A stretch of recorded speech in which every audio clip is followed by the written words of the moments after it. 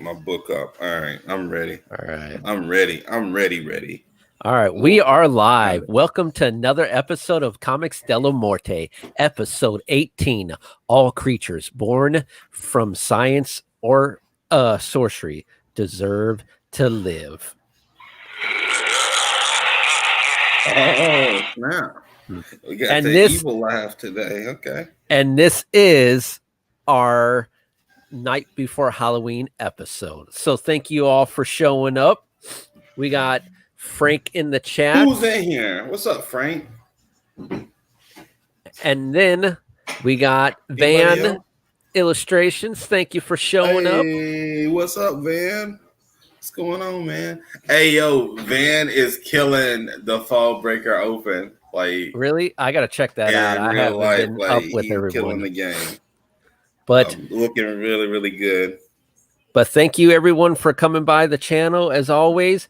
I'm Ronnie Gunter, Crimson Owl Comics, and my co-host, Dr. Frog Breaker Sting, aka Frog Breaker Studios. And after the That's show, me.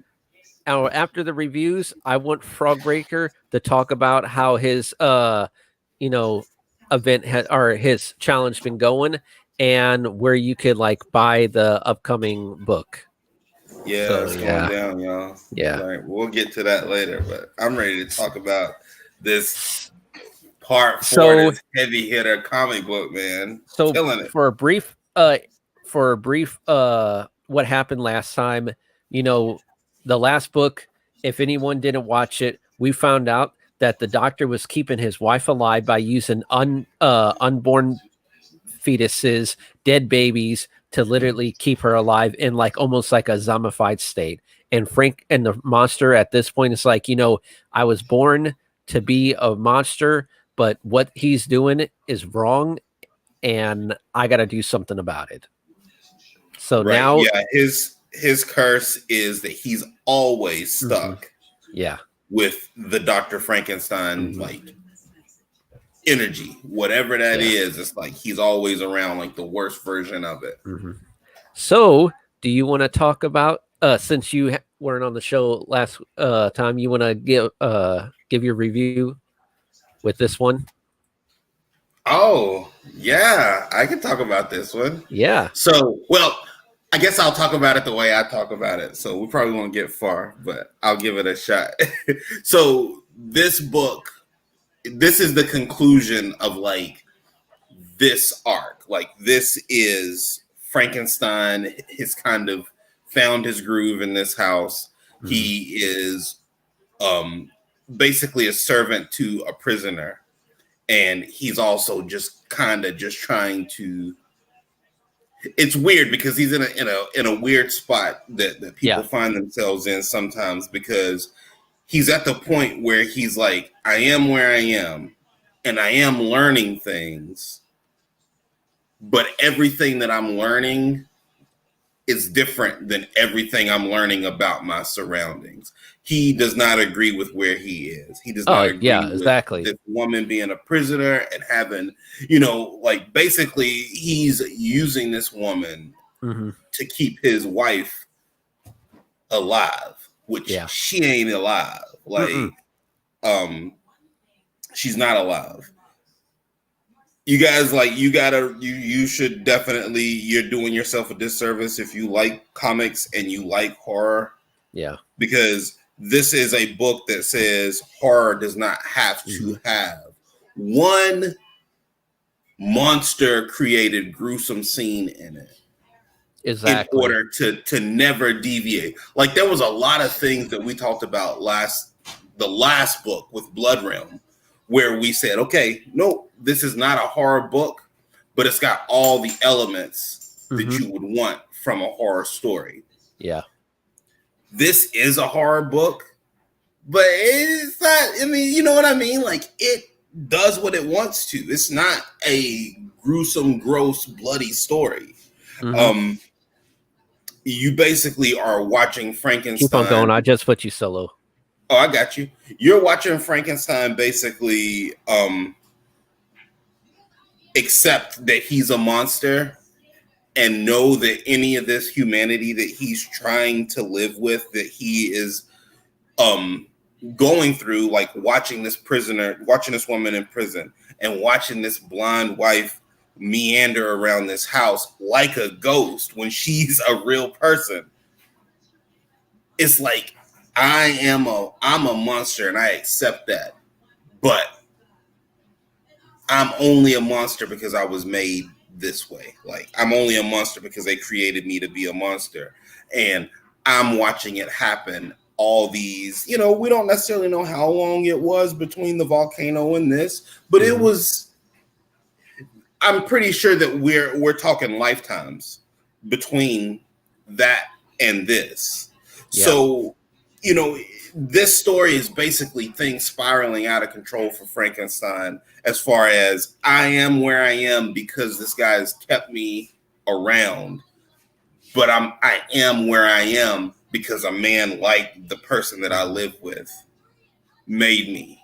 And he's been, and in the book, he's been living with the man for 10 years. Right. What I'm talking about in between the volcano. Oh yeah. Between that, you could definitely tell it was probably 100 years, because to have an active volcano where the ground looked like it was like green scenery to like snow and icy places, to them even saying the climate like completely changed. Yeah. So there was probably like hundreds. Hey, what's up, Palm?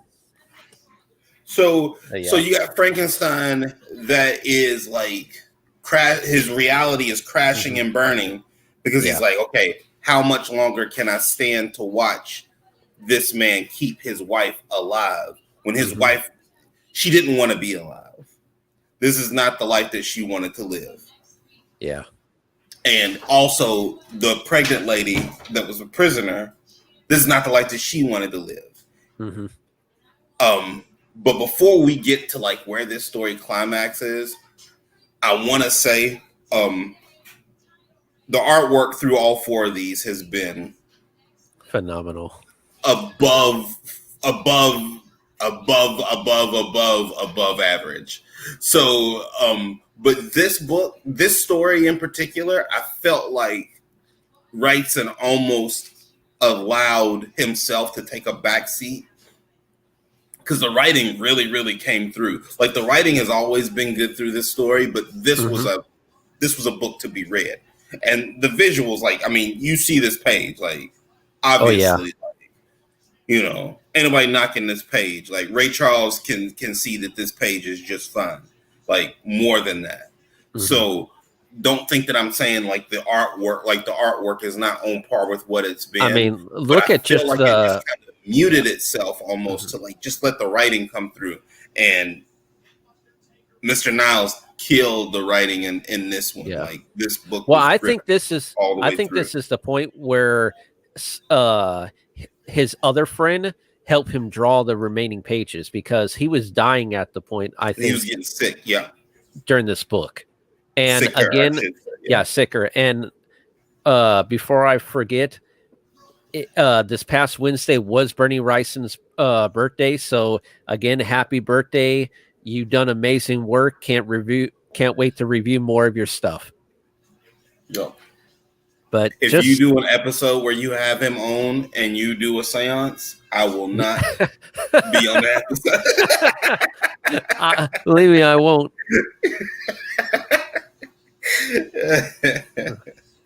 Right. But just going off this first panel, I mean, just the detail work, just gray, black scales. I mean, just to have like where he's walking up the stairs and you could literally see the light shining from down there. Just, it's amazing how you could take like 3 simple colors and just make it boom. Yeah, it's like, that's great. That is black and white work, and it's beautiful. Yeah. So at this part, like you'd ever want. Yeah. Sorry. And like at this part, like Jason was saying, how he's been like walking through helping the doctor, and we just get to this part where literally the pregnant woman is locked away and the doctor's keeping her locked away until the baby's born. Sure. And he's feeding the woman, giving the woman water, and she's at this point, doesn't matter what the monster looks like. She just wants his help to get out for her child's safety. And just amazing work. Just look at the stonework, not even the stonework, the wood texture, the wrinkle in the clothes. Man, just I can't get over it. Just such great work. Ronnie, calm down. No, I'm joking. This page, this is one of my favorite pages in the book too. Like, and for me being an artist, I can only imagine how long this takes. You know, like I know it's probably not, but what I get the biggest kick from this book, what I get the biggest kick from the artwork in this book is it all just looks like pencil. It all just looks like pencil work. Yeah. Mm-hmm. It's subtle. It's, you know what I mean? Like it looks like it's photorealism in a comic book. Yeah. Like it's even different than Kingdom Come. Like Kingdom Come was like the first real time that I got to see like that photorealism, Alex Ross style in a comic. And I loved it, and I love Kingdom Come. But this, to me, this is even a level above what we saw in Kingdom Come. Mm-hmm. Because, like you said, like each piece of fabric looks like it feels different from the bricks. Yeah. And the bricks look like they feel different from the door. And the door looks like it feels different than the pile of wood behind Frankenstein. And to have a picture, again, like we've been big on like facial emotions, like through Uzumaki, throughout the whole series, pretty much, and even through the first the Tales of Horror that we did, and through Scott's book, and with Blood Realm, Mike Geronimo's book or Robert Geronimo's book. Like we always find a way to lock in on faces, because what I'm learning about horror is, yes, you gotta have a monster, but more important than that, the monster does not matter if nobody's afraid of it. And if nobody feels in a horror story, it's really hard to connect. And like, you don't have a full face on this picture, but you look at the desperation that the monster is trying to hide his face from this woman who he just wants to help, but he knows if she sees him, it's going to start the cycle all over again. Exactly. And it's just like that picture is like a friend of mine always used to say, if a picture speaks 1,000 words, I'm about to give you 30,000 words. And this does that. Like it really does. This is definitely one of those pictures that would be amazing to have as a poster on the wall. Absolutely. I'm so glad that you locked on this page the way that you did, because I felt the same way. It's like because again, I just read the book, but then every once in a while I would look up from the words, and then it would be this. Yeah. Like because it definitely has like that horror aspect and like desperation horror. Like, I mean, you guys can't see because, well, maybe you can, but just the terror that you see in her face behind the bars from the little that you could see is great, that you could capture that. And just the eyes itself, you could look at the eyes and see the desperation of horror that, she's like, I don't care about what you look like. I just want the safety of my child. Yeah, and that's the crazy thing is like the horror on her face has nothing to do with this 7 foot tall monster dead thing in front. What's up, bro? Like,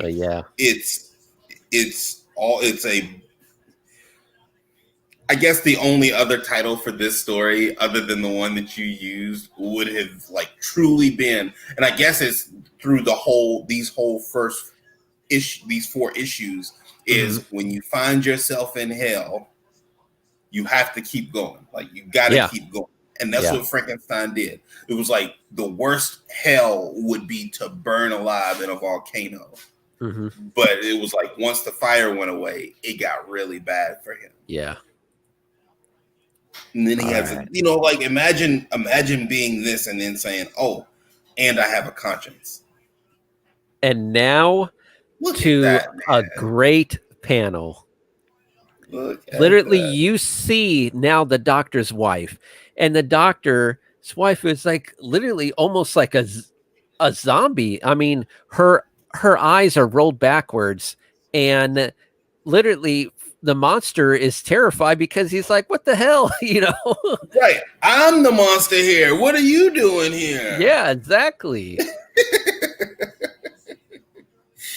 Yeah, it's such a it's just very rare to find a book that has this level of writing and like the artwork is even at a higher level. Because Frankenstein still talks like he's 200 years old in this book, which exactly.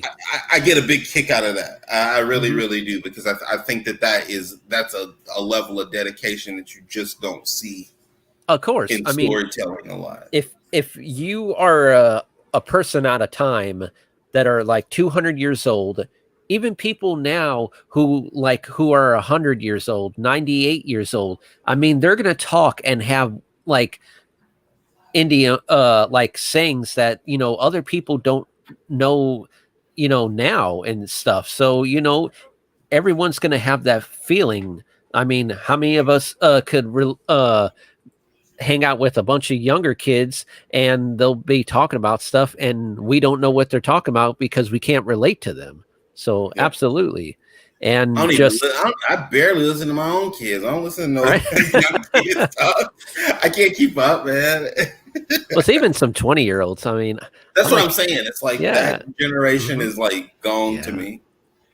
But just reading, I want to read what it says here. Occasionally, when I least expected it, I'll suddenly bump into Dolly stumbling through the night, and all my resolve would melt away, and the light of my surprise and revulsion, sightless and unveiling, she wandered aimlessly about the house.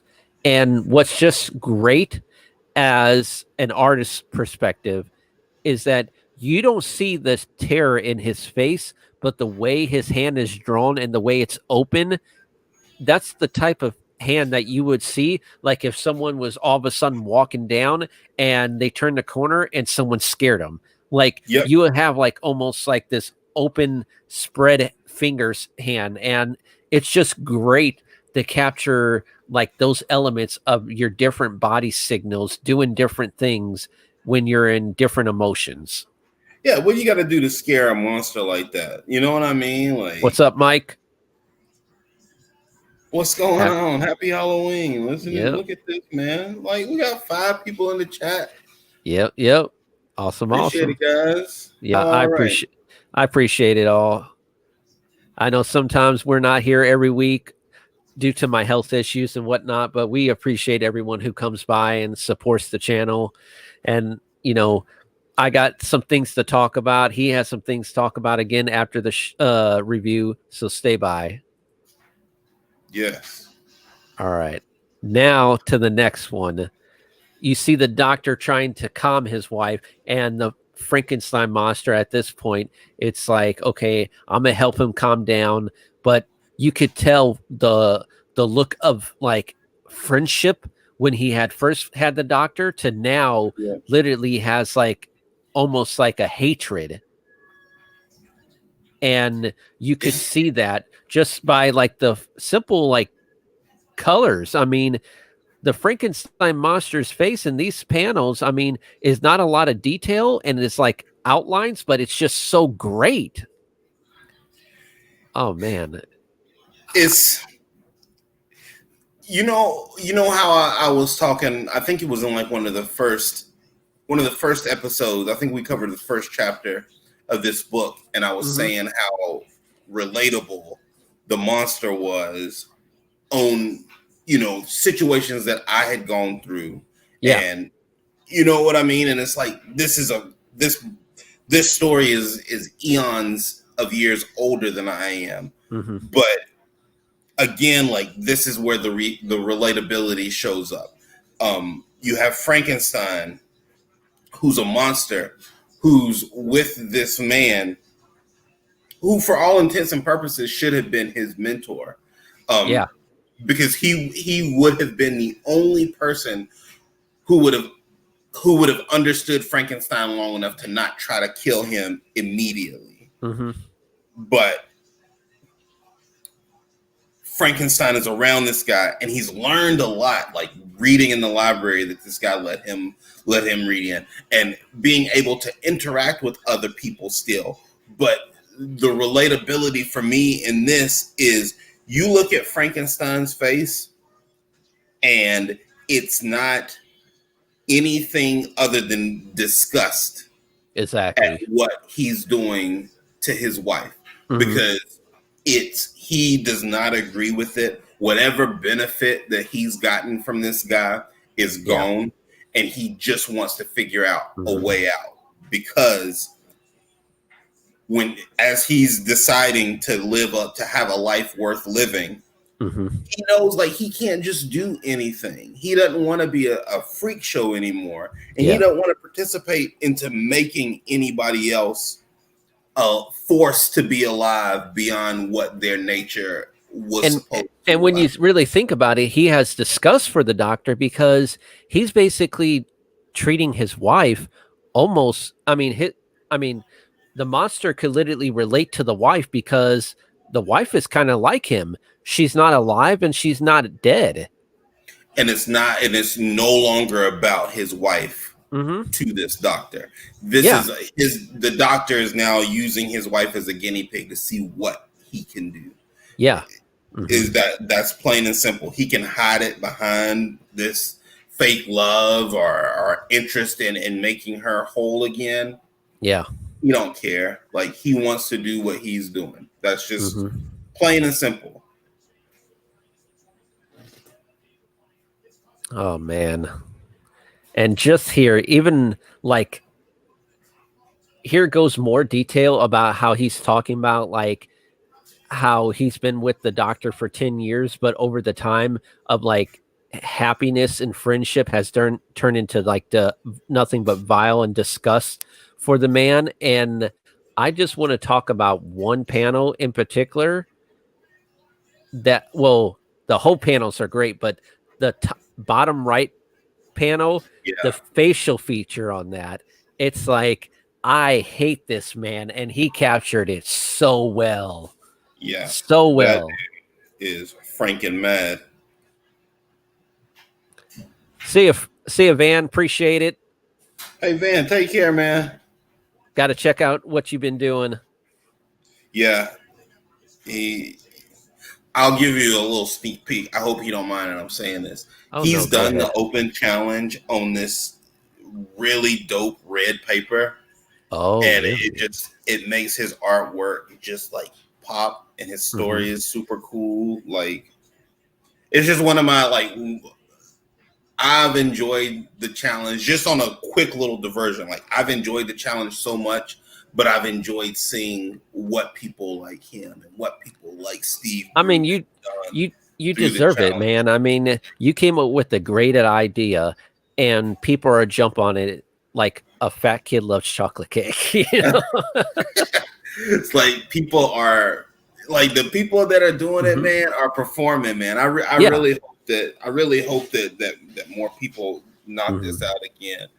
But yeah, exactly. And who knows, maybe the next time when you do like a romance version, you'll have, like, other, maybe women want to pop in too, if women haven't been doing the horror challenge. I hope they have been, because that'd be great. I mean, there are a lot of women out there who write great horror stories. I mean, look at Anne Wrightson with the Interview with the Vampire and all those books. Yeah, I mean, Mary Shelley wrote Frankenstein. Yeah, It's like, exactly. You know, if it wasn't for her, we wouldn't have this. yeah. But yeah. I'm curious to see what happens next, but that's neither here nor there because this book, y'all, this book is jamming. Paul Miotti said that what's a great horror movie to watch tomorrow night? Thinking of doing movie night with a friend and want to watch something good. Oh man. That's a hard one. I know so many different horror movies. Well, from what I've seen recently, I don't know if you've seen it, but I don't know, like a good. I really liked It Part 2. Like, I really Part liked 2. that. It Part 2 was a lot better than the first one. Like and I mean, it's bad enough when Tim Curry's like, this ain't scary. It's not going to scare anyone. And you didn't take it from the one person that made the first take of the movie worth it, because I mean, it's Tim Curry. He takes every type of villain and makes it like iconic. So yeah. But definitely besides that, you can't beat a classic with John Carpenter's The Thing. Such a great movie. See it. I still haven't watched that one yet. And if you don't want to watch like just one movie, go on Crypt TV. Crypt TV is literally a YouTube channel, and they have like 15-minute, 30-minute YouTube short films. And Crypt TV is basically a group of people who make short film of scary films, and just really great stuff. I mean, some of it has like some humor to it. Some of it has like pure gore to it. You know, just look it up. You won't be disappointed. Interesting. I'll check that out too. Oh yeah, I'll send you the link. Word up. You already know I'm on them links, man. I like seeing what other people do. Like, yeah, I'm excited because it's like, yeah, stuff like this book, man, is like, this is truly what you can do with horror. Is like, everybody says that, but it's like when a lot of times I feel like when we say there's a lot you can do with horror, we'll say, okay, I'm gonna tell a horror story in space, or I'm going to tell a horror story in olden times, or I'm going to tell a horror story in a school. Like, but this Frankenstein Alive, man, like, this is like, it's not from then, but like, this is a classic horror story. Like, this is like, I could accept this as the only Frankenstein story. Like, you could build off this Frankenstein's legacy for years and years to come. You really could. Like, just. And after this book, we're going to get in the prequel where he brings Frankenstein to life. So that's going to be interesting. But yeah. I'm bringing the stitches. Tomorrow's a blue moon. I hope it's clear. It's going to be cold tomorrow up here, but it's hot down here. Clear, so. But yeah, tomorrow, going off of it's going to be 45 degrees. Lucky. Yep. But going off of this panel, not a lot of detail in the face, but it just want to show you like how sad the monster is at this point, because he still feels like dedicated to this man who treated him as a friend and not as a freak. And that was like the first person probably over 100 years that has ever done that. But again, he knows what the doctor is doing is wrong. And just more great stonework, beautiful shadows in the wrinkles of the clothes. I mean, just, oh, man. Yeah, look at that window right behind Frankenstein. Like, know it's right.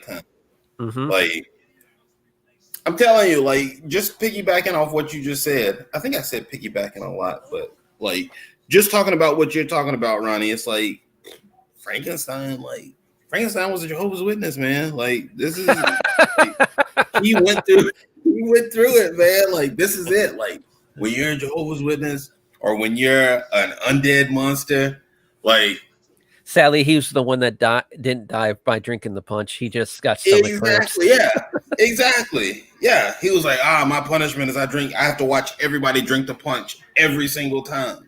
Yeah. Yeah, exactly. he does look like he could use a beer. Maybe that's what got him here in the first place. Like, right. It's a depressant. So it's like, who knows what your metabolism and your undead liver look like when you having booze of a 7 foot tall monster. Another great panel here. Like, oh yeah, just it looks like beautiful. It's out of like Bewitched. You know, it's like exactly. It looks just like that. It looks like their living room in Bewitched.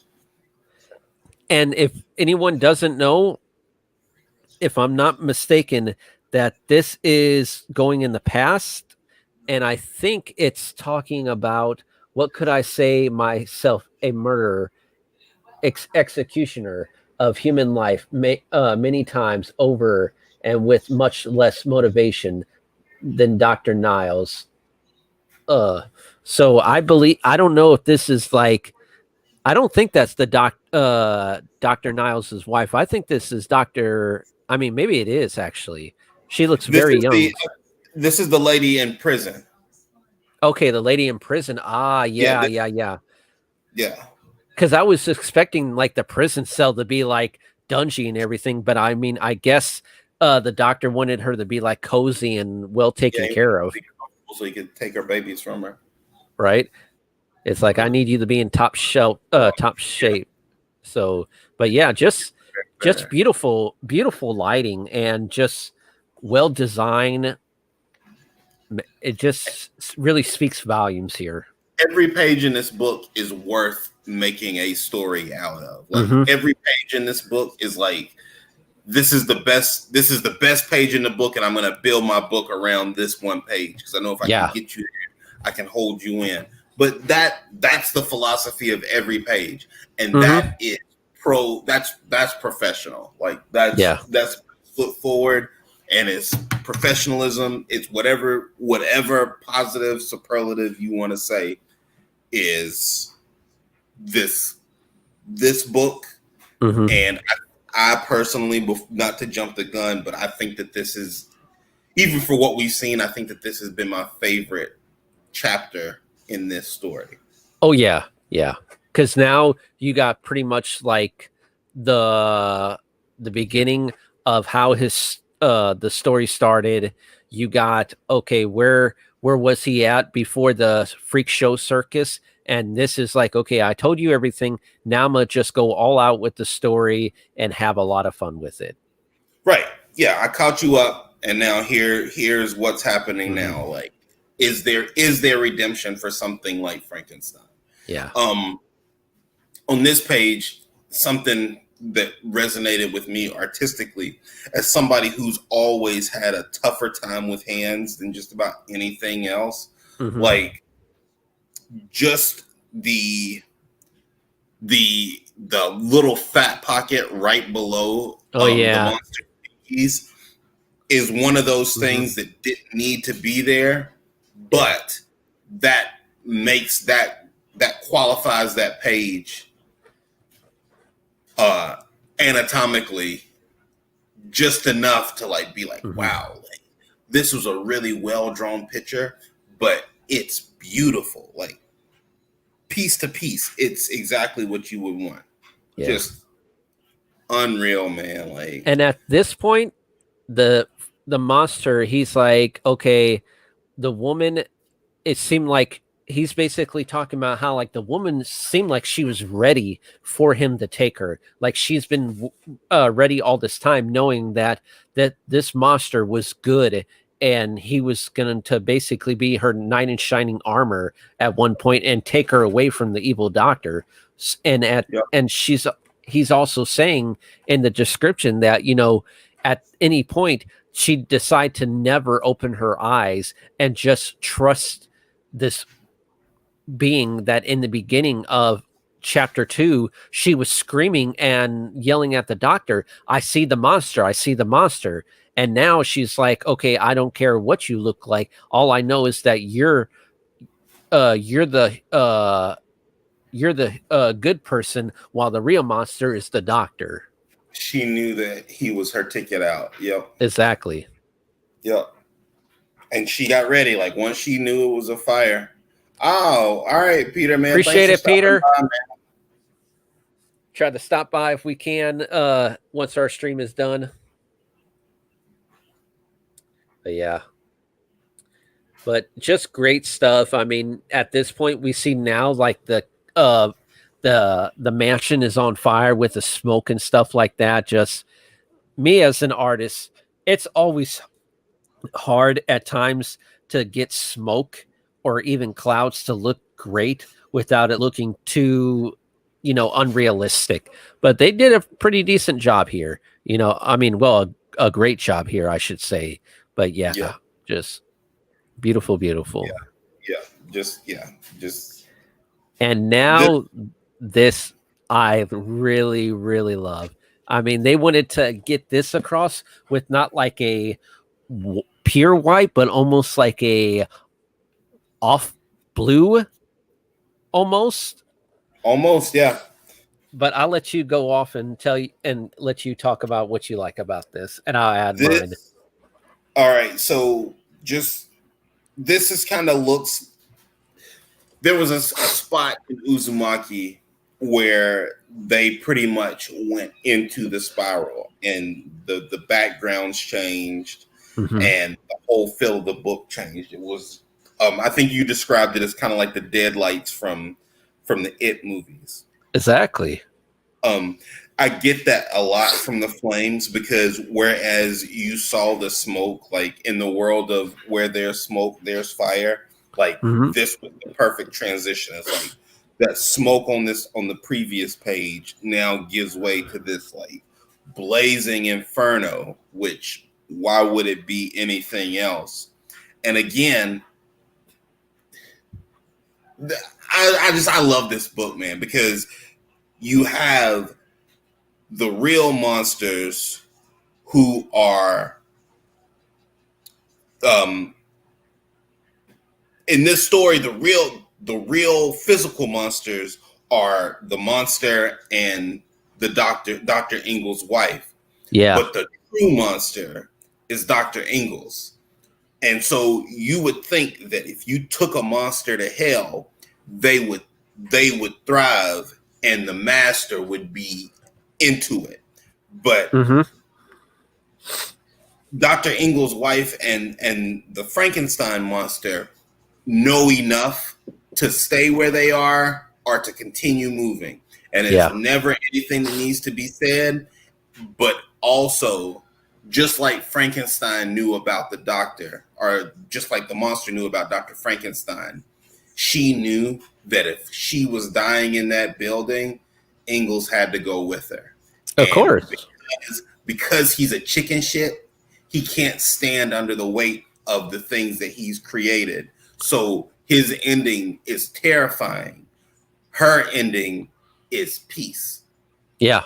And you could just tell in the facial expression. And he talks about it here that, while the doctor's trying to pull his wife away towards the door out from the flames, she's pulling him in and talking about how she has a grin on her face because she's finally able to do the very thing that she's probably been wanting for this entire time. It's finally die because we don't know if this woman is in pain because she never really talked a lot. And you think the doctor's going to care about her being in pain? No, he wanted her alive for his own selfish reasons. But you realize, like, and y'all, I talk a lot, and y'all, this is just who I am. But it's like these books are like really like there's a lot to say about books like this, because you have Frankenstein who's stitched together from a bunch of dead bodies. And he is a monster, but he's a monster that's made out of a bunch of dead men. So is Ingalls' wife. Yeah. Just because he didn't stitch her together with these dead bodies, he injected her with all these undead babies. Yeah. So it's like now she carries that same, not only I want to die, but it's almost a we shouldn't be here. Like none of the things inside of her body, none of the things that she's made out of that made her this way should be here. And finally, they all get to let go, and they get to take this thing with them. Yeah. And the rest of this book kind of gave me a chuckle because it's like it's so deep right here. But then the rest of the book is pretty much Frankenstein being like, "Oh shit, I don't want to deliver this. I don't want to deliver this baby in these woods, man. I just want to get her to somebody else that can deal with it, because none of this has anything to do with me, like on a philosophical reason, but in a physical world, I don't want to be here for a woman having a baby." Like that's what Frankenstein became, and it's just, I don't know. It's like when you can write exactly like a parasite. Yep.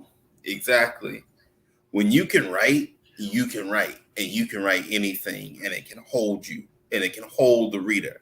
And I was held through this chapter because, again, this ain't my week. Like, I didn't really have that burning desire to sit down and read this book. But about the time I hit page, probably between 5 and 7, it was like, okay, this is why stories are a great escape. Because I'm locked in and I just want to read now. So no, it's just a really, really good book. And it's like, this is the end of the chapter in the Ingalls mansion, because the Ingalls mansion burned down.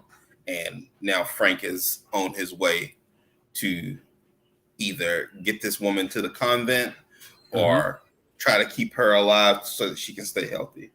And I like how they went about by designing the house with all the line work, showing like it's literally nothing but a pile of wood that's burning. Sticks. Yep. A pile of sticks. And, for me, who's designing a comic right now that's not horror related, that has to deal with a lot of snow, I just love seeing the snow scenery just here, because then it just gives me more inspiration on how to go about doing it myself. So yeah, just beautiful work. Yep. Telling you, it's like there's a secret to this extra color in a black and white panel, man. Like, yeah, like even with this, I mean, I love it in this story. Even this panel right here, I mean, this is nothing but like a white long panel, and you don't have to go do a lot of detail to show like the rocks. Just draw like a bunch of different you could probably see me point at, like, draw different designs showing where like the rocks would part from the snow, and it gives it that nice texture look. Now you have a background, you have your characters, and you have a foreground, just from, like you said, cutting a few little shades in. And anybody can do this. Like, that's not a knock on their book, but like if you're struggling on a page and you're kind of you're kind of where I am with getting pages produced and constructed in a believable, sharp way. Like this is a great page to look at, because it's not a bunch of panels, but it's got a lot of texture. Yeah. And now, to literally, the woman is going in labor at this point, and he's sitting her down. He's like, okay, I got to deliver this baby, even though I don't want to. But just great facial expressions here, and just, great texture and shading. I mean, there's not too much to say with this, but just really nice work. But the next one is the one I had to choose for the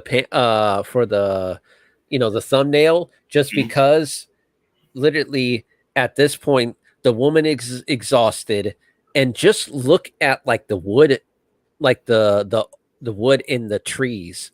Like, you could have easily did like the cheating way out and just add a little texture, but no, he wanted to make wood texture on that tree to make it seem like it's a real pine tree.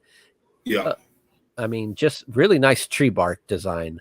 And at this point, you've lived in a snowy climate, and of course, I lived in a snowy climate, And like, this is exactly what it looks like in the winter. Like, the way that the snow is stuck to these branches lower, and there's no branches, but you can see where the snowdrift has covered up the bottom of the trunk, and you can't see the roots. Like, this is a page that shows. I don't know what an undead monster looks like in real life, but I know what snow on trees looks like, and I know that, like, for all the beautiful artwork, like, this is where the rubber meets the road, because you have to believe, and if you want to suspend disbelief and have a character like the monster on a page, like with this style of artwork, the backgrounds have to pop. And the backgrounds are through the whole all 4 issues have been my favorite. Like, like, can't look at these pages enough. And if you do, like, you always see something that you didn't see before.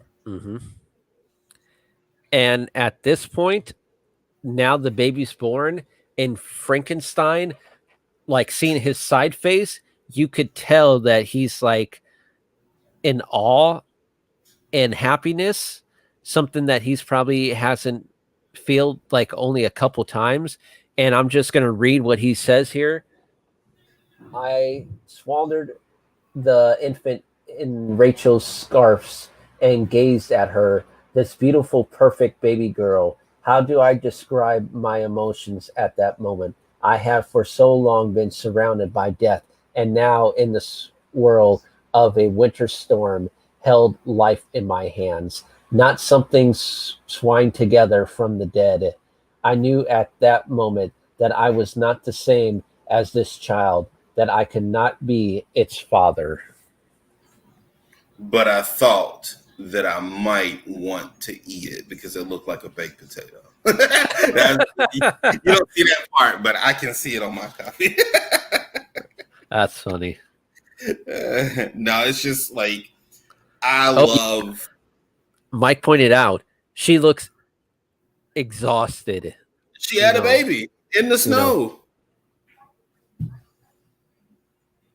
Like, but again, it's the expressions, like facial expressions, and just the same thing that I was saying about the about the trees. Like, you don't know what it's like to be a monster, and you probably don't remember being a newborn baby, but you know what exhausted feels like, and you know that the look on her face is the look that you've had on your face before. And you know, on the page with such beautiful dialogue, the artwork is right there. The artwork meets it and surpasses it sometimes, and that's saying a lot, because I don't know if I've read a book that's been written better than this, unless I don't know if I read a book that's been written better than this. I'll leave it at that. It's just a good book. It just really is. And now at this point, the Frankenstein is taking a woman to a monastery where she's like, okay, I know a place where you could take me for the safety of my wife and for me and my daughter.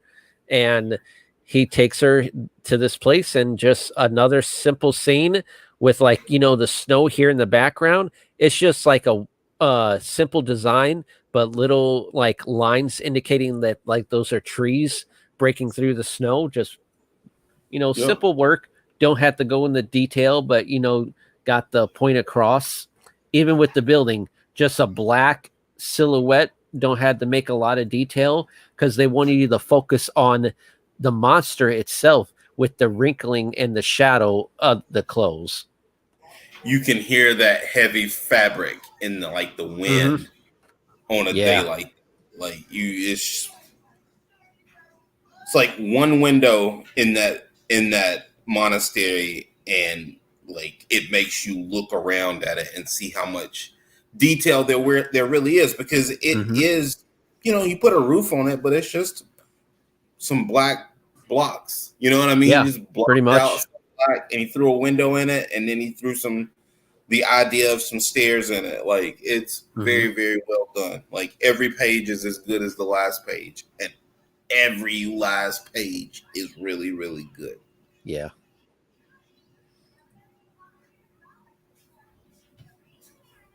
I don't know. And now we get into more the detail where you actually see the bricks into the monastery, and just, man, I mean, they must have did this on purpose to have his robe, because his robe, it has so many different wrinkles and so many different layers. Like, they had to sit down. It's like, okay, when you bend your arm with wearing a robe like this, how does it look like? I mean, that looks so amazing right there when he's looking around the tree and he has his arm built, and you just see the different like wrinkles and rivets in the, if that's the word I'm looking for, rivets in like the hooded cloak there. Just amazing. Yeah, and it's a lot of work to have as much texture as he does. Yeah, like with the veins in the back of his hand and the tree trunk, the fabric looks different, and that's in every panel the fabric looks different.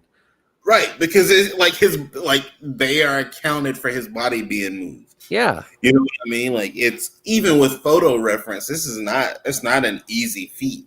No, just amazing. And that's what they probably had to do. They probably had to put a robe on and like, okay, what do you look like if you move this way or move that way? Just, oh man, beautiful. Yeah, it's just very, very well done. Like, yeah. And I mean, the brickwork in the monastery, if it wasn't for the robe, like, we would have talked about the brickwork on the monastery just as much. Yeah. It's true. Like, it's such a nice building. And there's some super scary faces on top of those pine trees. I don't know if that's on purpose or not, though. Right? The ghost faces. Yeah. Yeah. But yeah, even with the brick walls, I mean, you just need to add a little bit of shadow, like little bit of lighting and shadow like they did, and just have like the lines and the bricks breaking up. Just great work. Yeah. Oh man. Yeah. Such an awesome book, man. Like, and what a beautiful way to end it. Literally hit the monster standing on a bunch of rocks, looking down at the ocean water, or I think it would be the ocean or the river water. Nevertheless, just great, just beautiful crashing. Picture. Yeah, beautiful picture. Great, like, look at the water, like the waves crashing against the rocks. I mean, it's just black and white, but they pulled off the texture of the water so well. And the rocks, each rock is rigid and designed and textured in a different way. It's like, okay, I'm gonna make each rock different. I'm not gonna add the same type of style. And that had to take a long time itself, and just wow, beautiful. So something that I always get a kick out of whenever I'm around, like, there's a place up here called Fort Williams, where it's a lighthouse right off the ocean, and where it is, there's a lot of rocks that like hold up the foundation of the piece of land that the lighthouse is on. So there's a few spots that you can stand and watch the waves crash into these rocks. Yeah. And I'm always fascinated to watch those waves crash into the rocks, and then watch how long it takes the water to fall back out of all the little nooks and crannies in the wall. And there's a huge piece. I'm pointing and y'all can't see it, but there's a huge piece of stone that the monster is standing on, and then going away from the camera, there's these two smaller pieces that are still pretty big. You see where I'm talking about? Yeah. If you look at those two pieces, right about middle of the one in the front, I immediately recalled seeing the water fall out of those little creases and caves and cracks. Oh yeah. Williams. And it's never been in my mind to even try to capture that much implied, detail. implied energy, and it would work, because yes, waves crash and people draw that, and that's beautiful, and it's always fascinating to see.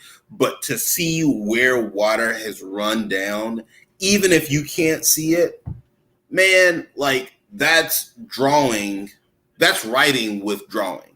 That's when a picture speaks 1,000 words, because now I see something moving that has not moved and will not move and did not move, and it's not wet, but it's all of those things because it should be.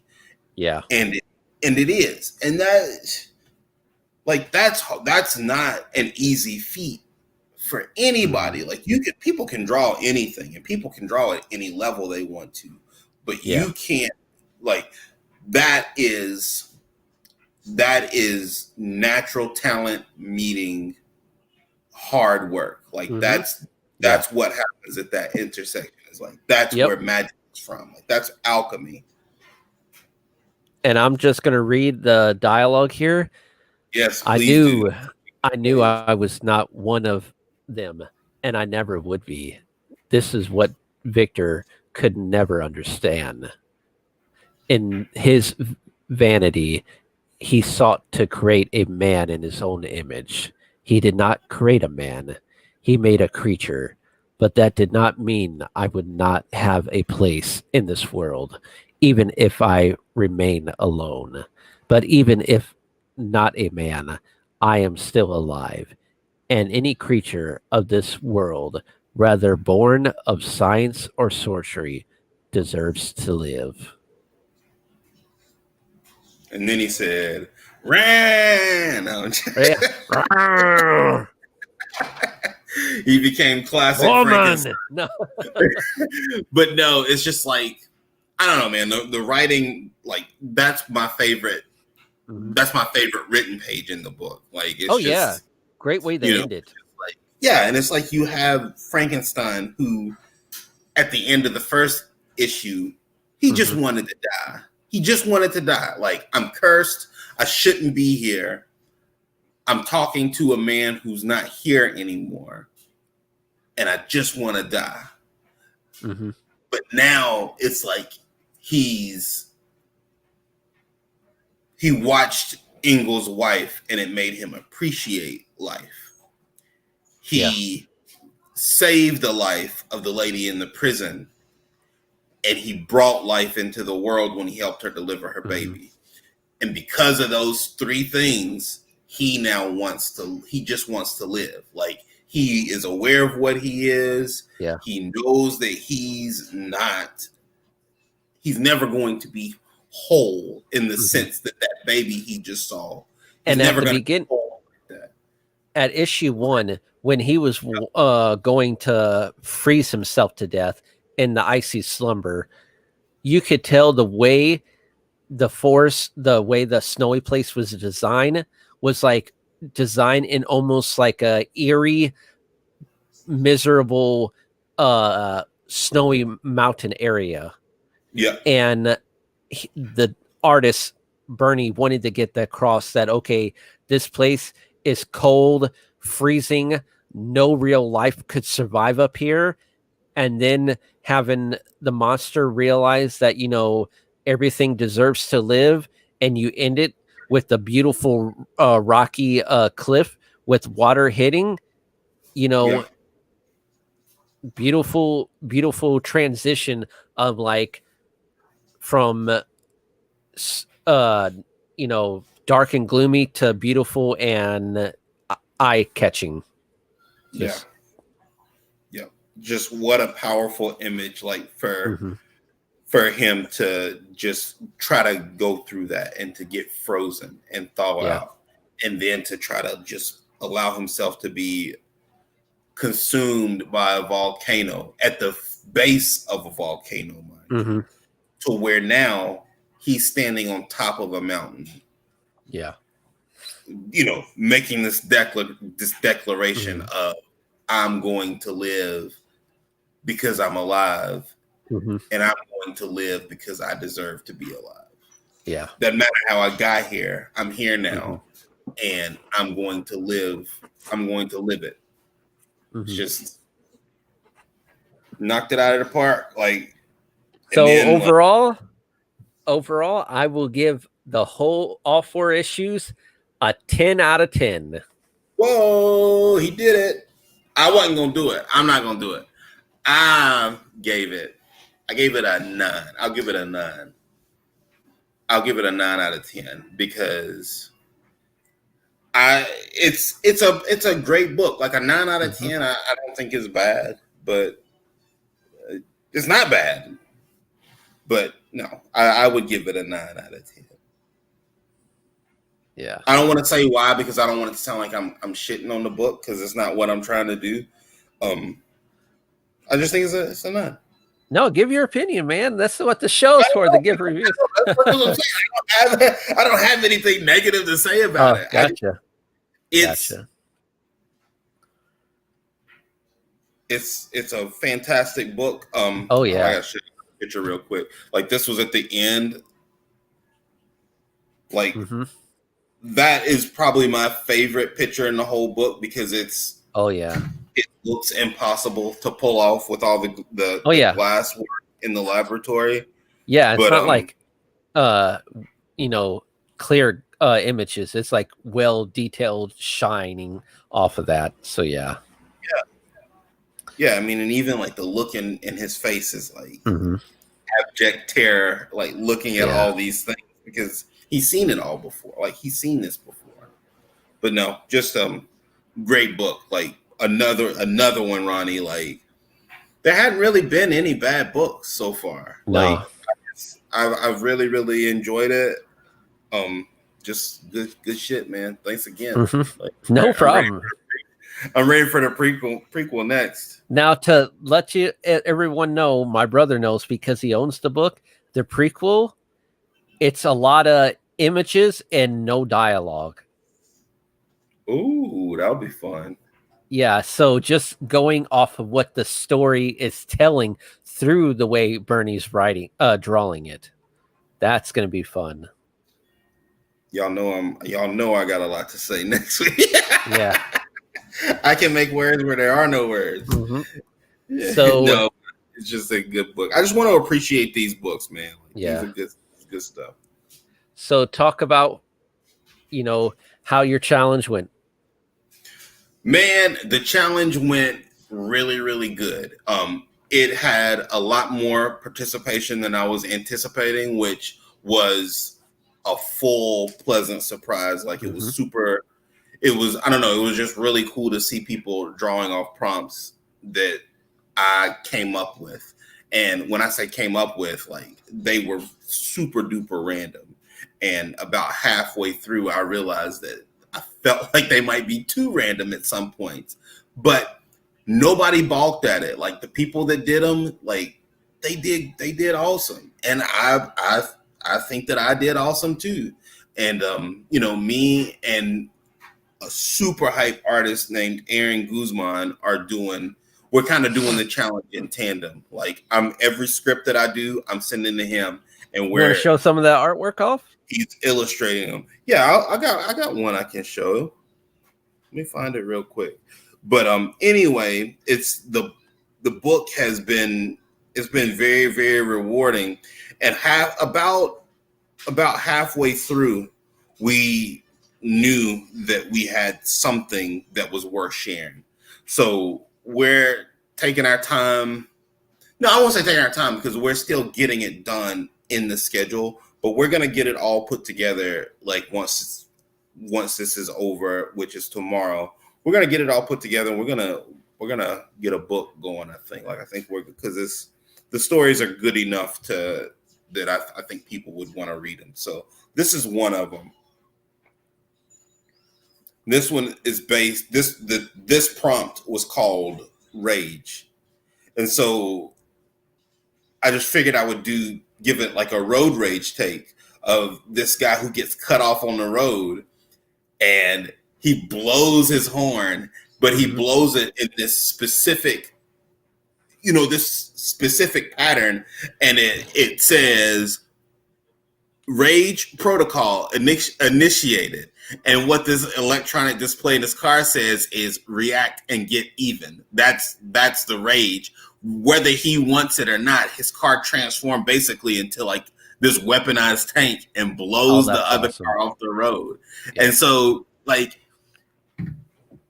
it's a very, very good exercise because I don't have to tell any more of this story. You know what I mean? Like, so it's just, I've been getting up at 5 a.m. and writing these, and it's like it just gets your day started so well.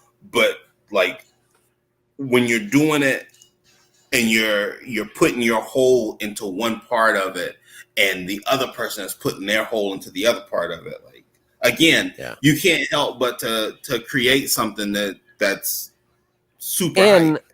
And his name is My Wrench. Is that how you pronounce it? My Wrench? I think it's pronounced Monkey Wrench on Monkey Wrench Instagram. Gotcha. I'm gonna put I'll put his in.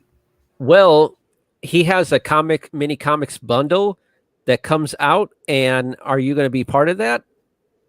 Oh no! He don't have a mini comics bundle coming out. You do. We have a mini comics bundle coming out. And he doesn't know.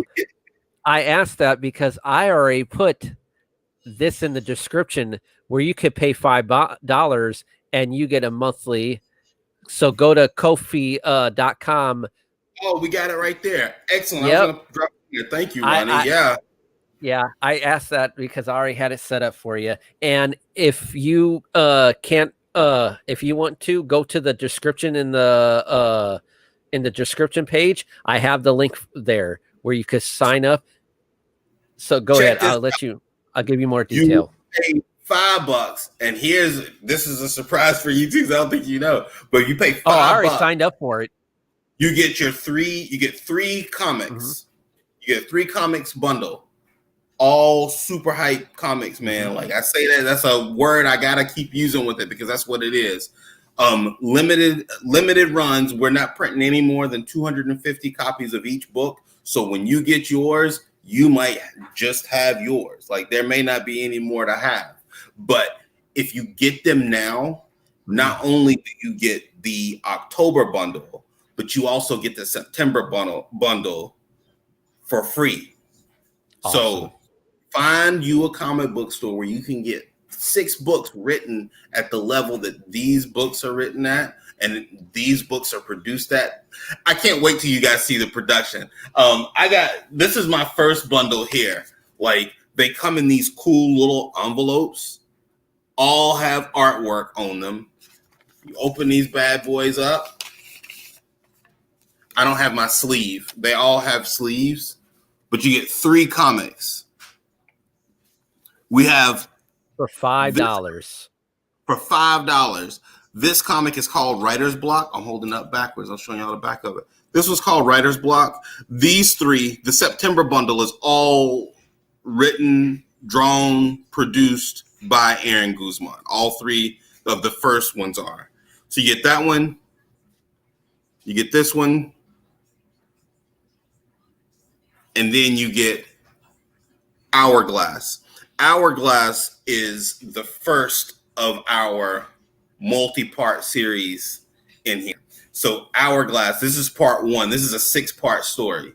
So you get this story, you get part 2 that just came out in October, but that story is going to run for 4 more issues after this. And then we have a few other ones that we're going to sprinkle in that have multiple parts, but it's a lot of really cool, quick, short stories.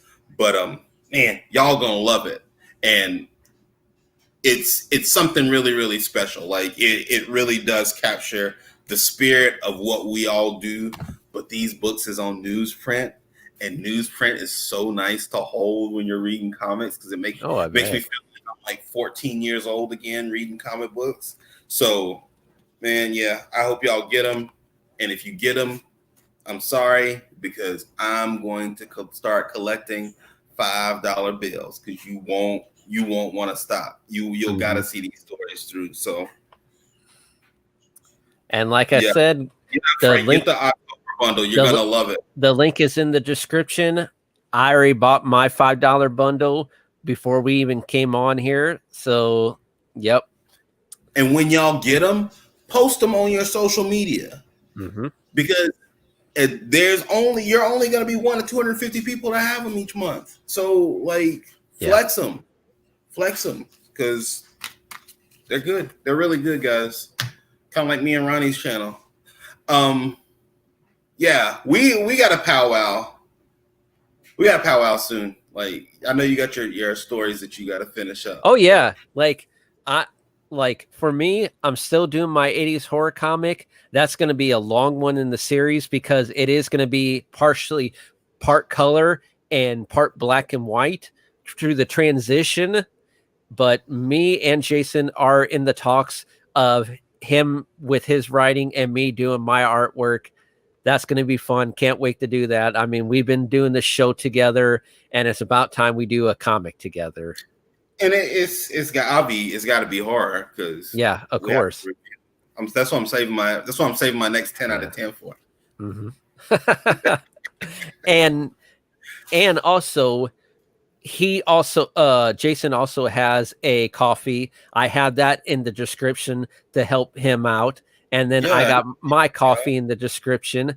And with that, I don't have anything right now, but starting in December, I will be drawing a picture for each holiday of that month in a horror style. So for December, you will have a Krampus, holding a decapitated Santa head.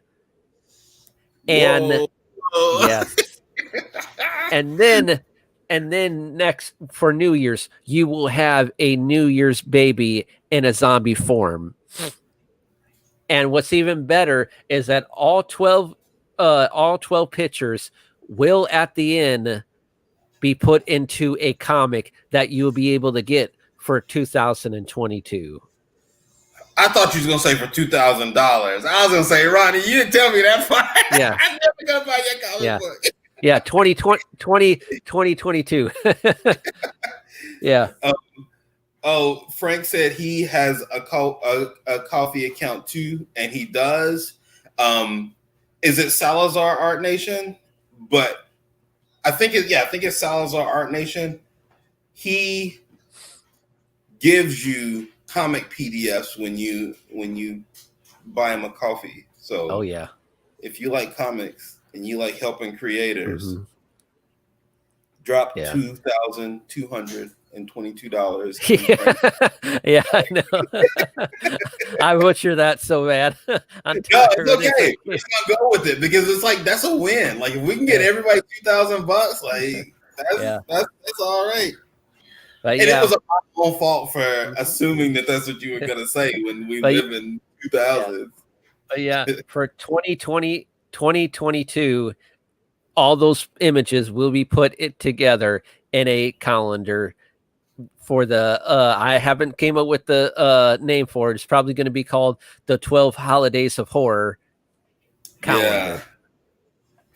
Yeah. So looking forward to that. And if you don't want that, you could just pay $5 each month to get like the 8x10 picture of your favorite horror holiday if you want to. So or just get it to support us, an artist. Like Ronnie's really, really good. Like I can't wait to see what he does. So no, it's like support somebody's artwork, and it's like sometimes like that counts to get them. Like what if that bolsters them to make Star Wars? Like you just don't know. Like we're doing ourselves a disservice when we keep minimizing what artists do. And like I said, we appreciate everyone coming on the show, and this money will help, pay for medical bills for me and, help me to like add more to this channel, add more to the show, like have like a green screen background of like a horror theme. I got a lot of ideas that I want to do for this show, and it'll be fun. So we'll end. You want to add anything else before we end it? No, man, I'm good. Like, y'all check out my Instagram, Fallbreaker Studios, because that's where like you'll get like up to the minute. Mm-hmm. That's where I'm most active. So it's like anything that's happening with the minis, anything that's happening with the Fallbreaker open book, which is going to have a different name, I believe. I had to talk to Aaron about that, but I think it's going to have a different name because I think it's a little bit. I think it took on a life of its own, so I want to keep that going with it. Gotcha. But Instagram Fallbreaker Studios. I'm on Facebook, Jason Alexander, not the George Costanza guy, like the one that looks like. I have a Fallbreaker Studios account on Facebook as well. I'm on Discord in the AAA community, which is a really, really fun community. You guys should jump on. All the cool kids hang out there. Salazar Art Nation is there. Ronnie's there. Ronnie's a mod on the AAA. So we have a good time. But no, like find us, find Ronnie, like, and if y'all just want to chat, I'm down with that too. Like, just shoot me a message. I'm always looking for some way to get inspired. So, like, you know what? Since I just had it private for us, but you know what? I should open it up. Our Comics Della Morte Discord. Yeah, why not? Yeah. I'm gonna edit the description, and anyone could like join the Comics Della Morte Discord and just pop a message. I'll try to hang out there, and who knows? Since tomorrow's Halloween, I'll try to throw some horror movies in there that we could watch online for free on YouTube, and just talk about what we like about the movie in the chats. So yeah, that'd be cool. Let's go. That'd be awesome. It's gonna be cold tomorrow too, so I got yard work to do. But like once it gets dark, I might be down for some scaries after these kids go to bed. Not too scary though, because I gotta. All right, we appreciate you all. See y'all next week with the prequel of Frankenstein. Bye, everyone. Y'all be good.